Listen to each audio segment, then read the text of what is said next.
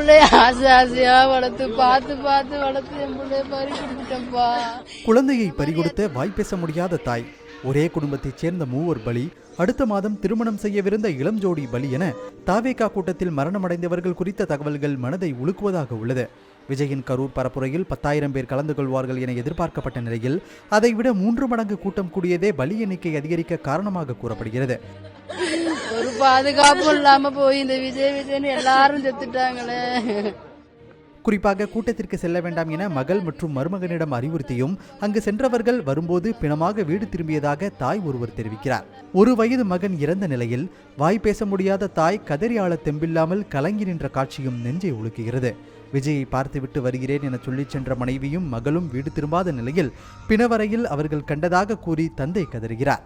இது தவிர ஒரே குடும்பத்தைச் சேர்ந்த தாய் மற்றும் 2 மகள்கள் என மூவரும் பலியாகியிருப்பது என இந்த துயரமான சம்பவங்கள் பலருக்கும் மனவேதனையை ஏற்படுத்தியிருக்கிறது.